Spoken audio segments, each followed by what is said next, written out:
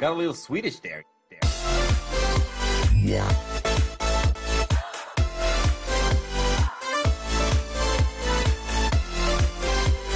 G'day Minecrafters, and how you going? Steve here with another video.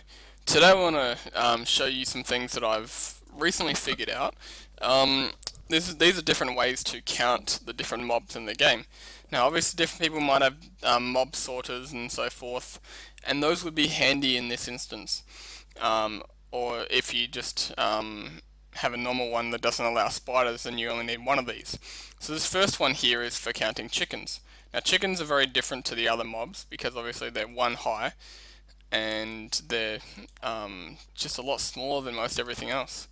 So I needed something special for chickens. Now I needed a chicken counter for the game I'm making, and essentially how this works is these fences are 0.5 of a block higher than normal, and when chickens start to try to move, they will activate the pressure plate and go right through it. If they go, see, watch him, and he's down too. So that's how you do a chicken one. It's very simple, just having making sure that the lava is low enough that it won't burn this, which can quite easily happen. Now this next one is for anything that is too high or higher. So like it would work for villagers, it would work for cows, sheep, it would work for creepers, skeletons, zombies, all those things. So I'll show you. Here's a villager, here's a cow, and here's a sheep. 1, 2, 3. That's the easiest counter you can make, and you can quite easily put these into a spawner system to give you a count on how many are through. Now there's lava there's obviously just to get rid of them in this instance if you just simply want to count them. If you want to count them and keep them going, then put another water track or something underneath. Now here's the next one. This one here is for spiders, especially for spiders. Now the reason that spiders are different, let me change the difficulty to easy, is because they are one high. Don't be like that. Put them deeper down. Because they're one high but also two wide. Stop bugging in the walls, you stupid thing. Now this one I had to use a suffocation method to be able to kill them because there wasn't many other ways to do it. So that's how you can count those. And so now let's look at the next one. This next one here is a beast, and it's able to take on everything that we've just seen, all of them. So if we watch, chicken works, a pig works, which is the one that didn't work on the other ones. Sheep works. Let's try on the other side.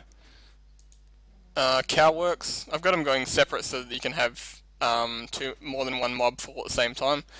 And villager works. Look at that, he tried to be tricky and step to the side, but he was too slow for the system. So everything works on this one except for spiders. And now how it works is here's your normal block, and here's your block on top of a fence. So, the pressure plate, just normal, there's no additional height, but then you walk onto the fence and you get that extra height. So what happens is, because there is that added height, the mob that's standing on the normal block, because of the pistons, doesn't get pushed up, but he gets pushed into the block, and by so doing, he falls through the block. So back in this first system, as it stands here, nothing except a chicken will fall through. But on this one, everything falls through. So let's have a look at how it works. So here's our pressure plates, and if we were to press a button to stimulate stupid weather. I hate the rain. It lags me out. Something chronic. So you can see that's now higher. Well, it's now on the fences, and now it's back to normal. So let's spawn something in there. Let's say a villager or a cow. Cow will work. And let's push him through. See that? Goodbye, cow. It disappeared. And we just killed the cow.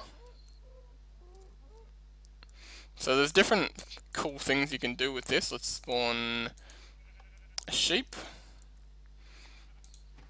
Now he's inside it. So all I've done here, the only redstoning here is these 2 bits of wire on either side. There's 2 pistons, and then there's blocks in between with fences next to that. So the reason it won't work with spiders is because you'd need it to push across twice, and that could possibly bug and knock these off. Because if you're not careful with these blocks, it will bug out. So, and these pressure plates will fall off. So let me show you what I mean. Let's say, for example, actually items work too is what I wanted to show you as well. Items will work with this system as well. So the item is now gone, and so forth. So you can use it to count items, animals, and everything. So it's pretty cool, this one. These ones are really cool as well. This one is obviously the only one that will count spiders that I've developed. There's probably other ways to count spiders, but this is the one I've developed. And this one here is to count everything except for chickens, and except for chickens and anything else 1 high. Yeah, so anything that's not 1 high will be counted by this thing. Spiders will be counted by this thing, and everything is counted by this thing except for spiders, and this one's solely for chickens. So there's a whole bunch of, a few different designs that I've got here for you. I hope you can find them useful. Anyway, thanks for watching. Please, if you like this, let me know, because, whoops, let me not put him on there. Because I am trying to build up my army of tutorials and things, and it's a slow going process, and you know it's hard to get started when you're in the beginning. So if you do the likes and things like that encourage me to keep going. And if you do want to see more, subscribe, because I'm always making new things. And besides, this is part of a game that I'm making. That's why I devised it. So anyway, I'll catch you later, and stay tuned for more. Alright, see ya. Got a little Swedish there. Yeah.